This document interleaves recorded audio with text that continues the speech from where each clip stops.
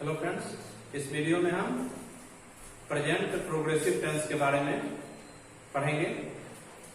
Present progressive tense अपूर्ण वर्तमान काल, इसे तत्कालिक वर्तमान काल भी कहा जाता है। आइए एक वाक्य को देखें।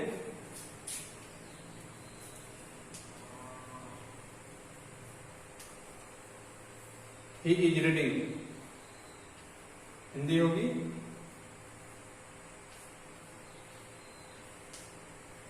वह पढ़ रहा है। ही इज रीडिंग, वह पढ़ रहा है। इस वाक्य से मालूम होता है कि वर्तमान काल में पढ़ने का काम जारी है, कंटिन्यूड है।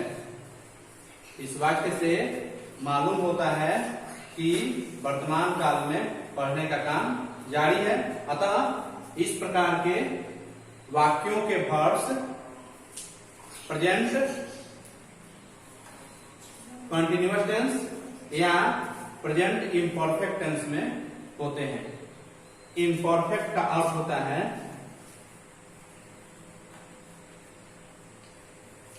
अपूर्ण।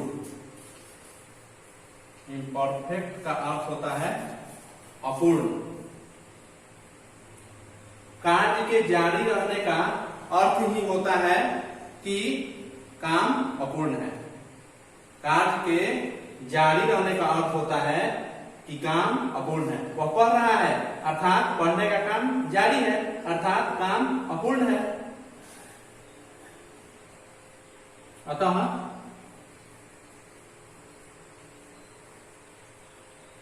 प्रेजेंट प्रोग्रेसिव टेंस या प्रेजेंट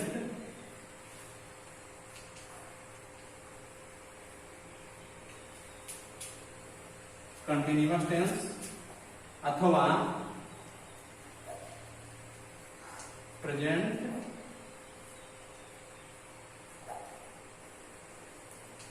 इम्परफेक्ट टेंस, तीनों के एक ही अर्थ है, तीनों एक ही हैं। आप प्रेजेंट प्रोग्रेसिव टेंस कहिए या प्रेजेंट कंटिन्यूअस टेंस कहिए अथवा प्रेजेंट इम्परफेक्ट टेंस कहिए, तीनों का एक ही अर्थ है, तीनों एक ही हैं। आइए कुछ और वाक्यों पर विचार करें। आइए इन वाक्यों को देखें। वी आर रीडिंग, हम लोग पढ़ रहे हैं। Nita is cooking food, Nita भोजन पका रही है। मोहन इज ईटिंग, मोहन खा रहा है। Ram is writing a letter, Ram पत्र लिख रहा है। इन वाक्यों के अध्ययन से यह मालूम होता है कि पढ़ने, भोजन पकाने, खाने या लिखने का काम जारी है। इन वाक्यों से कार्य की अपूर्णता मालूम होती है। इन वाक्यों से कार्य की अपूर्णता का बोध होता है। अतः जिस वाक्य से किसी काम का वर्तमान समय में जारी रहना मालूम हो वह प्रेजेंट प्रोग्रेसिव टेंस या प्रेजेंट कंटिन्यूअस टेंस अथवा प्रेजेंट इम्परफेक्ट टेंस में रहता है। आइए अब हम प्रेजेंट प्रोग्रेसिव टेंस का प्रयोग देखें। आइए अब हम जानते हैं कि प्रेजेंट प्रोग्रेसिव टेंस का प्रयोग मुख्यतः तीन अवस्थाओं में होता है। प्रेजेंट प्रोग्रेसिव टेंस का प्रयोग तीन अवस्थाओं में होता है। आइए जानते हैं। प्रेजेंट प्रोग्रेसिव टेंस का प्रयोग मुख्यतः निम्न अवस्थाओं में होता है। इस टेंस का प्रयोग तत्कालिक वर्तमान, इमीडिएट प्रेजेंट नाउ का बोध कराने के लिए, अर्थात क्रिया वर्तमान काल में बोलते या लिखते वक्त संपन्न हो रही है। प्रेजेंट प्रोग्रेसिव टेंस का प्रयोग तत्कालिक वर्तमान, इमीडिएट प्रेजेंट नाउ का बोध कराने के लिए, अर्थात क्रिया वर्तमान काल में बोलते या लिखते वक्त संपन्न हो रही है। जैसे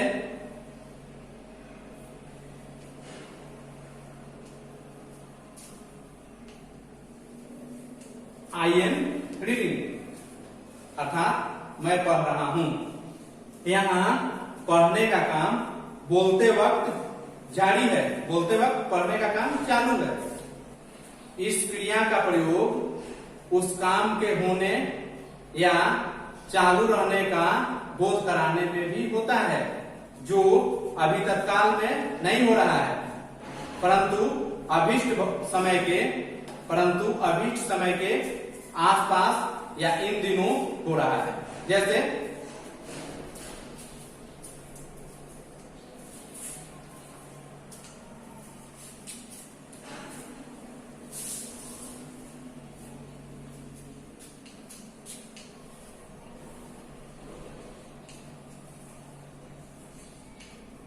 he is reading mathematics these days. He is reading mathematics these days. अर्थात वह आजकल गणित पढ़ रहा है। वह आजकल गणित पढ़ रहा है, अर्थात बोलते वक्त नहीं, अभी मैं बोल रहा हूं इस वक्त नहीं, बोलते वक्त नहीं, किंतु आजकल। तो इस क्रिया का प्रयोग उस काम के होने या चालू रहने का बोध कराने में होता है जो अभी तत्काल नहीं हो रहा है, परंतु अभीष्ट समय के आसपास या इन दिनों हो रहा है। जैसे he is reading mathematics this day, वह आजकल गणित पढ़ रहा है, बोलते वक्त नहीं किंतु आजकल। इस टेंस का प्रयोग भविष्य में होने वाले कार्यक्रम या योजना का बोध कराने के लिए भी होता है। इस टेंस का प्रयोग भविष्य में होने वाले कार्यक्रम या योजना का बोध कराने के लिए भी होता है और इससे फ्यूचर टाइम का बोध होता है। इस टेंस का प्रयोग भविष्य में होने वाले कार्यक्रम या योजना का बोध कराने के लिए भी होता है और इससे फ्यूचर टाइम का बोध होता है। जैसे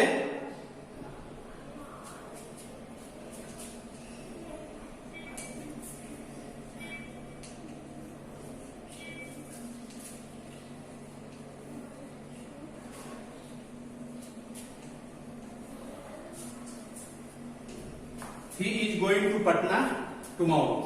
He is going to Patna tomorrow. अर्थात वह कल पटना जा रहा है। He is going to Patna tomorrow की हिंदी होगी वह कल पटना जा रहा है। परंतु भविष्य में होने वाले कार्यक्रम या योजना का बोध कराने के लिए भविष्यकालीन समय सूचक शब्द का रहना जरूरी है। He is going to Patna tomorrow का अर्थ हुआ वह कल पटना जा रहा है। तो हम कह सकते हैं कि इस टेंस का प्रयोग भविष्य में होने वाले कार्यक्रम या योजना का बोध कराने के लिए भी होता है और इससे फ्यूचर टाइम का बोध होता है। परंतु भविष्य में होने वाले कार्यक्रम या योजना का बोध कराने के लिए भविष्यकालीन समय सूचक शब्द का रहना आवश्यक है। जैसे टुमारो कल या सोमवार इत्यादि का रहना जरूरी है। इस टेंस का प्रयोग कार्य करने के इरादे या संभावना का विरोध कराने के लिए होता है। इस टेंस का प्रयोग कार्य करने के इरादे या संभावना का बोध कराने के लिए भी होता है और इससे फ्यूचर टाइम का बोध होता है। जैसे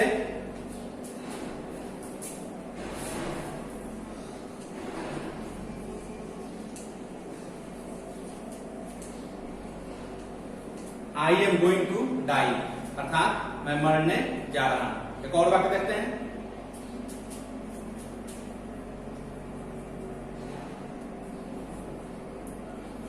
राम इज गोइंग टू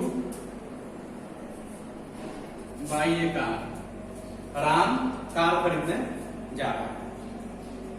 तो हम कह सकते हैं कि इस टेंस का प्रयोग कार्य करने के इरादे या संभावना का भी बोध कराने के लिए किया जाता है।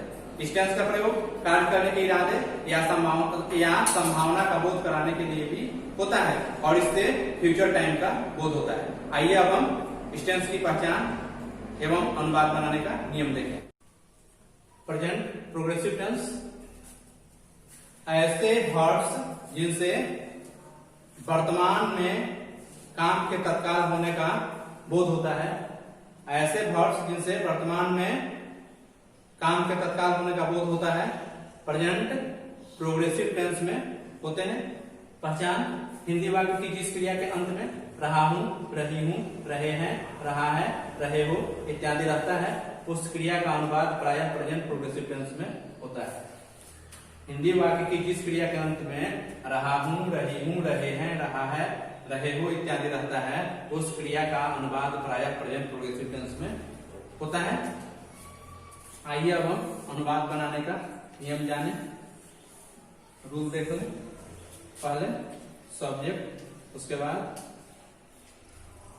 M, is, are plus V4 plus object.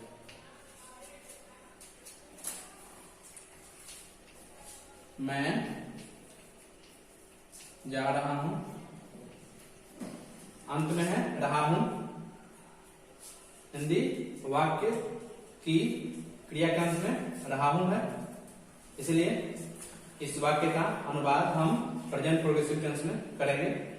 तो क्या करेंगे? पहले मैं की अंग्रेजी आई, सब्जेक्ट आई हो गया आई, उसके बाद एम इज आर। हम जानते हैं एम इज आर का प्रयोग आई के साथ एम का प्रयोग होगा। आई एम जाना की अंग्रेजी गो, गो का V4, तो V1 में आई एन जोड़कर V4 बनाया जाता है।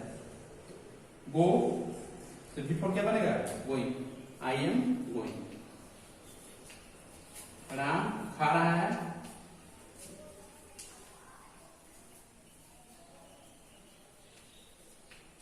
Ram is eating. राम आम खा रहा है, तब क्या होता? Ram is eating a mango. वे लोग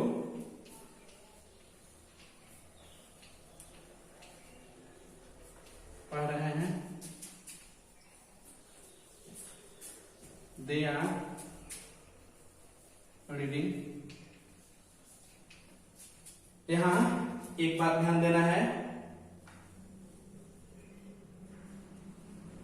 जिस हिंदी वाक्य के अंत में रहा हूं, रहा है, रहे हैं इत्यादि रहे तथा क्रिया के पहले भूतकालिक समय सूचक शब्द रहे, अर्थात सोमवार से, 9 बजे से, 2 दिनों से रहे, तो उस क्रिया का अनुवाद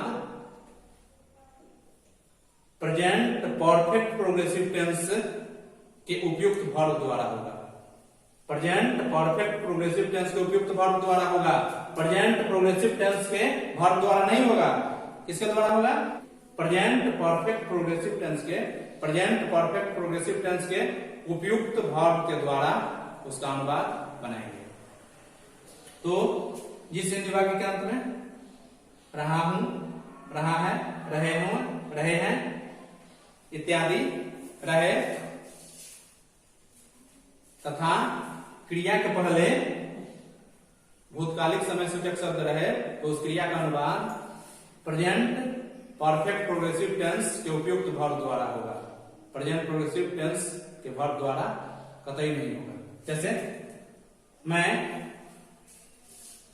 2 दिनों से जा रहा हूं, मैं 2 दिनों से जा रहा हूं, तो क्या हो जाएगा? I have been going for 2 days। मैं 2 दिनों से जा रहा हूं, I have been going for 2 days। Ram 2 minute से खा रहा है, तो Ram have been eating for 2 minutes। वे लोग 2 बजे से पढ़ रहे हैं, they have been reading since 2 o'clock। इस तरह भूतकालिक समय सूचक शब्द रहने पर ऐसे वाक्यों का अनुवाद प्रेजेंट परफेक्ट प्रोग्रेसिव टेंस के उपयुक्त वर्ब के द्वारा करेंगे। आइए आप होमवर्क देखें। Question number 1, translate into English. इन वाक्यों का अनुवाद आप इंग्लिश में कीजिए। फिर मिलते हैं अगले वीडियो में। धन्यवाद।